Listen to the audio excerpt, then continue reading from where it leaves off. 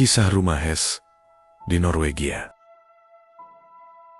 Udara Norwegia di musim dingin benar-benar menusuk tulang. Langit gelap, ditutup awan abu-abu pekat, seolah matahari enggan menyapa desa kecil yang terletak jauh di pedalaman. Thomas, seorang penulis asal Inggris, turun dari bus terakhir dengan koper dan tas ransel di tangannya. Ia sengaja menyewa sebuah kabin kayu terpencil yang oleh penduduk setempat dijuluki Huset Office.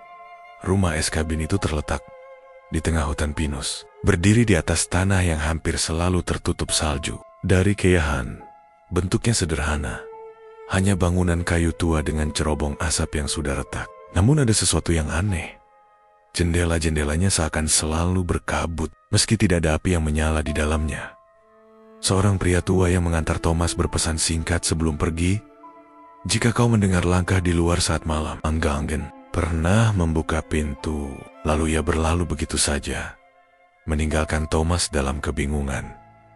Di dalam, kabin itu dingin dan berdebu. Perabotan kayu lama masih tertata, seakan penghuni sebelumnya meninggalkannya terburu-buru. Thomas menyalakan lampu minyak dan mencoba menghangatkan diri dengan perapian. Meski kayu bakar di sudut ruangan tampak sudah tua dan lembab.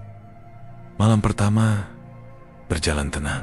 Thomas sibuk membuka laptop dan mulai menulis draft bukunya. Namun, menjelang tengah malam, suara aneh terdengar. Krek, krek, seperti salju yang diinjak. Awalnya ia mengira itu hanya rubah atau rusa yang lewat. Tapi suara itu teratur.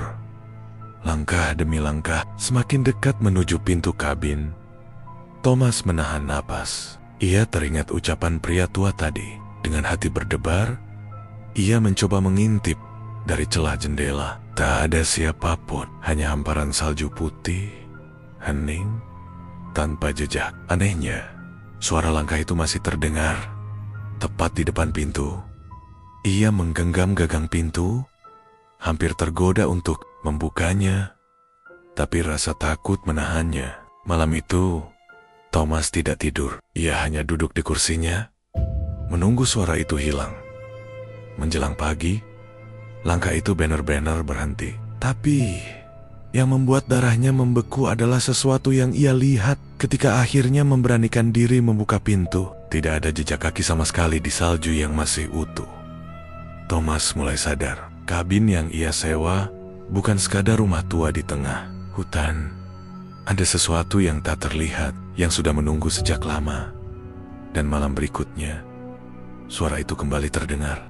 Malam kedua di kabin itu jauh lebih dingin. Salju turun deras, menutupi seluruh halaman hingga setinggi lutut. Thomas duduk di depan perapian dengan selimut tebal di tubuhnya, mencoba mengalihkan pikiran dari kejadian semalam. Ia meyakinkan dirinya bahwa suara langkah itu hanyalah ilusi.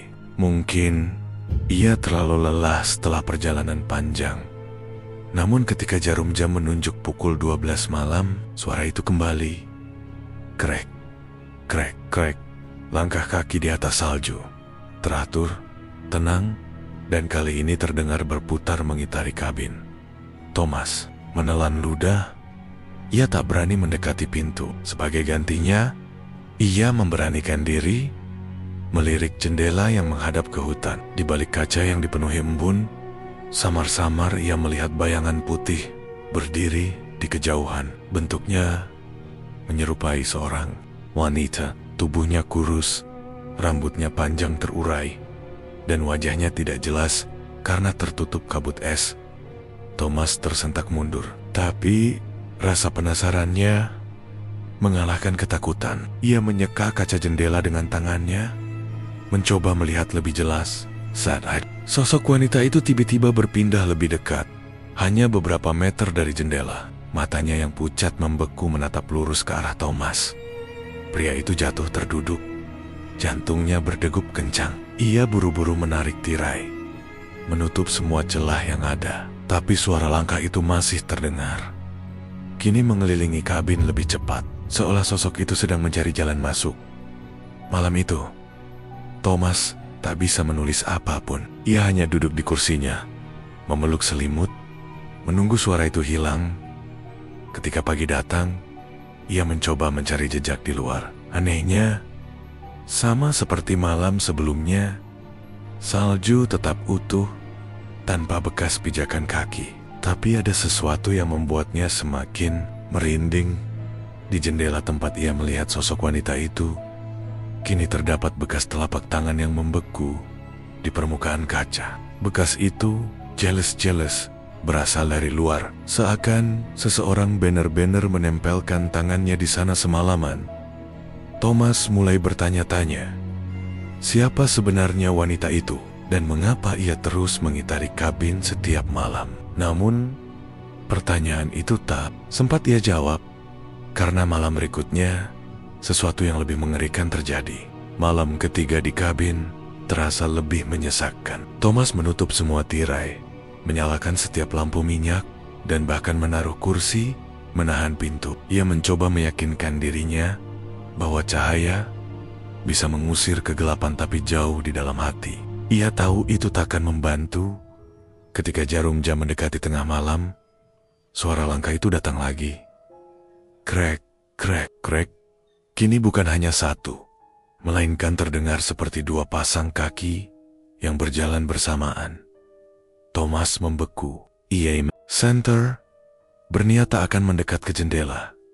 Namun tiba-tiba, suara lain terdengar. Bukan langkah, melainkan bisikan samar. Suara perempuan, lirih, seolah datang dari balik dinding kayu kabin. Thomas, ia terlonjak. Jantungnya berdetak kencang. Tidak mungkin, bagaimana bisa suara itu tahu namanya? Ia menempelkan telinganya ke dinding, tapi yang terdengar hanya desir angin. Lalu, bisikan itu terdengar lagi, kali ini lebih dekat.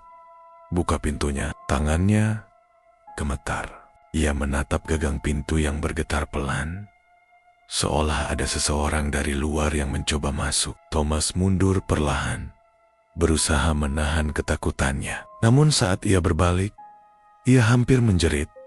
Di cermin kecil yang tergantung di ruang tamu, pantulan wajahnya tidak sendirian. Ada sosok wanita pucat berdiri tepat di belakangnya, menatap dengan mata kosong. Thomas langsung menjatuhkan cermin itu hingga pecah, berkeping-keping di lantai. Ketika ia menoleh ke belakang, sosok itu sudah hilang. Tapi dari pecahan kaca, ia masih bisa melihat pantulan samar wajah wanita itu, seakan terjebak di dalam serpihan.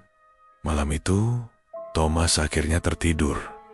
Bukan karena tenang, melainkan karena kelelahan akibat rasa takut yang berlebihan. Ia bermimpi berada di tengah padang salju luas. Wanita itu berdiri jauh di depan, mengulurkan tangan, memanggilnya. Wajahnya penuh luka, bibirnya membiru. Thomas berusaha berlari menjauh, namun kakinya seolah membeku di tanah es.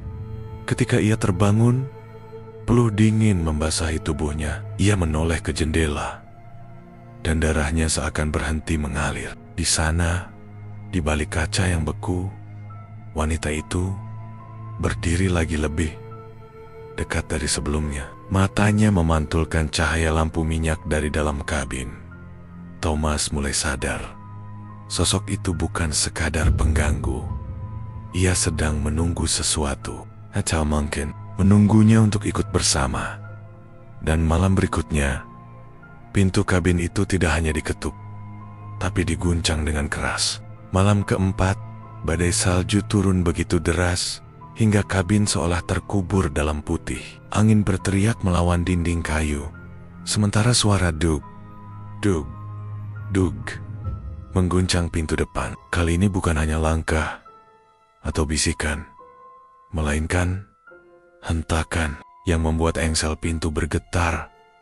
Thomas menahan pintu dengan tubuhnya, ketakutan setengah mati. Dari celah, ia bisa melihat bayangan samar sosok wanita itu berdiri hanya sejengkal dari ambang. Rambutnya menempel basah di wajah, dan matanya menatap kosong, seakan menembus langsung ke dalam jiwa Thomas.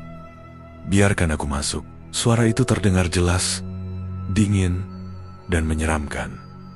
Thomas berteriak, "Pergi!" Namun suaranya hilang, ditelan badai. Lalu, tiba-tiba, Hentakan itu berhenti, hening, dengan napas terengah. Ia mundur. Ia tahu tak bisa lagi bertahan tanpa jawaban. Ia membuka buku catatan tua yang ia temukan di laci meja kabin. Sejak hari pertama, catatan berbahasa Norwegia itu lusuh, dengan halaman yang nyaris sobek. Beruntung Thomas bisa membaca sedikit. Berkat penelitian yang ia lakukan, di dalamnya tertulis kisah tentang seorang wanita bernama Alan yang dulu tinggal di kabin itu bersama suaminya, seorang pemburu. Musim dingin tahun 1902, suaminya tidak pernah kembali dari berburu. Alan menunggunya berhari-hari, lalu berminggu-minggu. Bekal makanan habis, dan ia mati kedinginan di depan jendela, masih menatap ke arah hutan, seolah berharap suaminya kembali. Warga desa menemukannya sudah membeku, namun matanya tetap terbuka, menatap lurus keluar. Sejak saat itu, setiap musim dingin, orang-orang mengaku melihat Alan berjalan di sekitar kabin, mencari seseorang untuk menemaninya. Itulah alasan mengapa kabin itu ditinggalkan. Thomas merinding membaca catatan itu. Ia sadar, wanita yang ia lihat setiap malam adalah Alan. Dan lebih mengerikan lagi, Alan tampaknya sudah memilih dirinya sebagai pengganti, sebagai seseorang yang harus tinggal di kabin itu selamanya. Ketika ia menutup buku, suara langkah itu kembali terdengar. Kali ini bukan di luar, melainkan di dalam kabin.